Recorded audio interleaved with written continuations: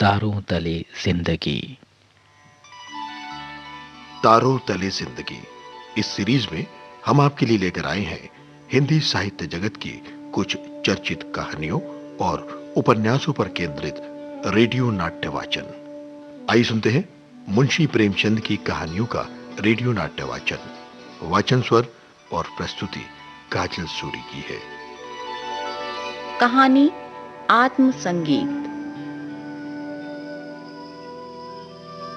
आधी रात थी। नदी का किनारा था।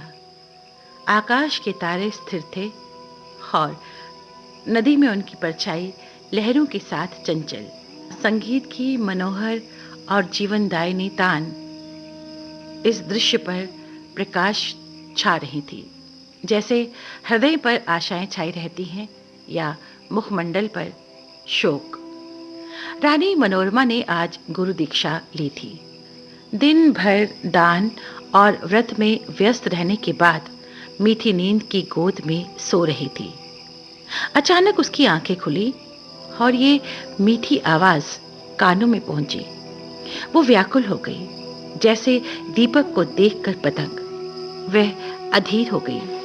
वह उठी, द्वारपालों और चौकीदारों की नजरें बचाती हुई राजमहल से बाहर निकल गई।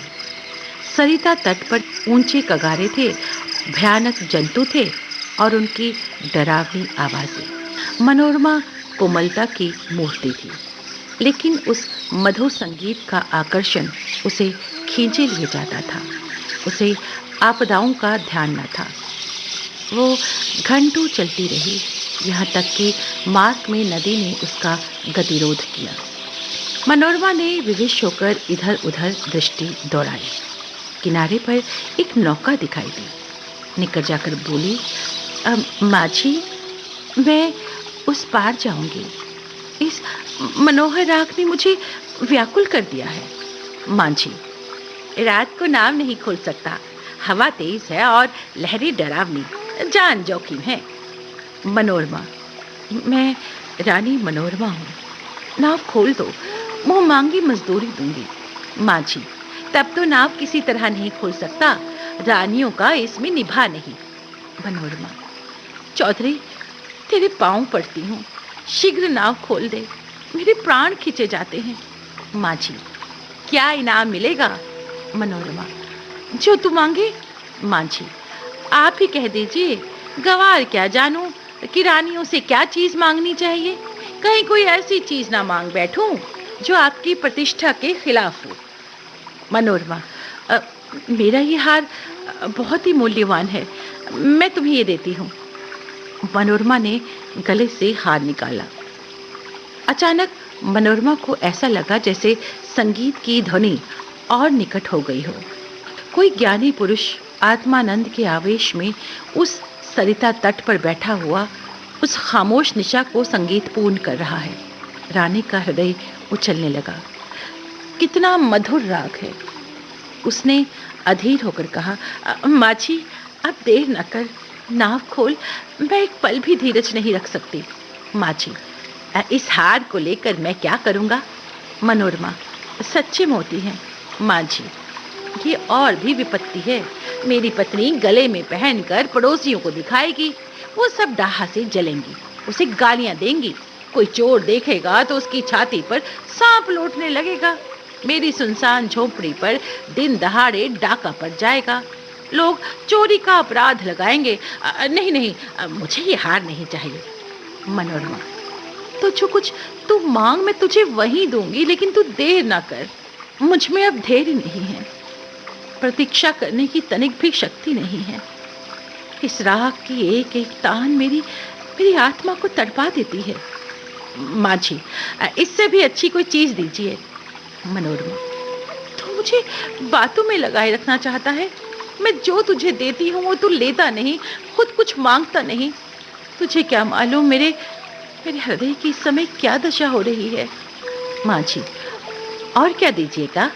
मनोरमा, मेरे पास और बहुमूल्य वस्तु इस वक्त नहीं है, लेकिन तू अभी नाव खोल, मैं तुझसे प्रतिज्ञा करती हूँ कि तुझे अपना महल दे दूंगी, जिसे देखने के लिए कदाचित तू भी कभी गया हो।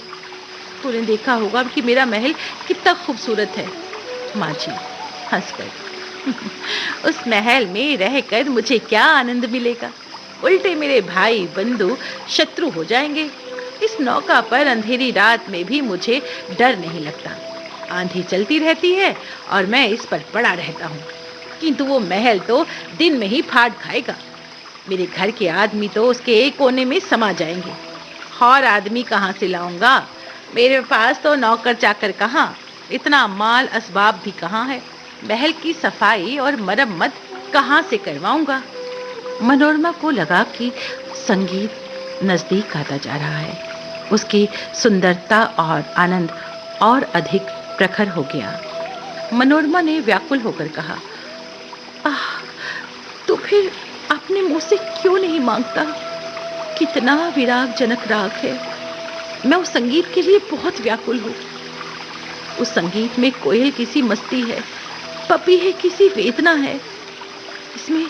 इसमें झरनों का सा जोर है, आंधी का सा बल है। इसमें सब कुछ है। माँ जी, अब एक पल का भी विलंब मेरे लिए मौत के समान है। शीघ्र नौका खोल। जिस फूल की ये सुगंध है, जिस दीपक की ये दीप्ति है, मुझे उस तक पहुंचा दो।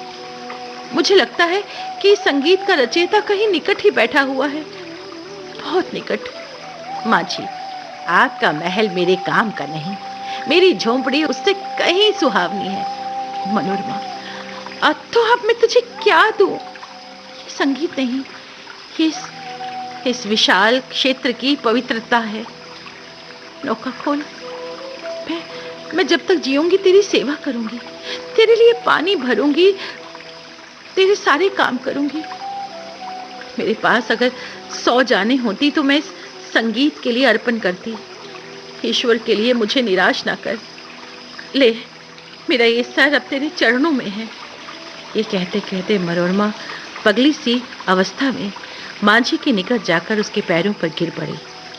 उसे ऐसा लगा मानो वो संगीत आत्मा पर ज्योति बरसाता हुआ उसकी तरफ आ रहा है। वो मस्त होकर झूमने लगी। उसे ऐसा लगा जैसे वो हवा में उड़ी जाती है। अब वही मस्ताना संगीत, वही मनोहर राग उसके मुंह से निकलने लगा। वही अमृत की बूंदें उसके अधरों से टपकने लगी। वो खुद इस संगीत की स्रोत थी। मनोरमा का मुख चंद्रमा की तरह प्रकाशमान हो गया और आंखों से प्रेम की किरणें निकलने लगी। कहानी आत्म संगीत। तारों तले जिंदगी इस सीरीज में अभी आप सुन रहे थे मुंशी प्रेमचंद की कहानियों पर आधारित रेडियो नाट्य वाचन स्वर और प्रस्तुति काजल सूरी की थी।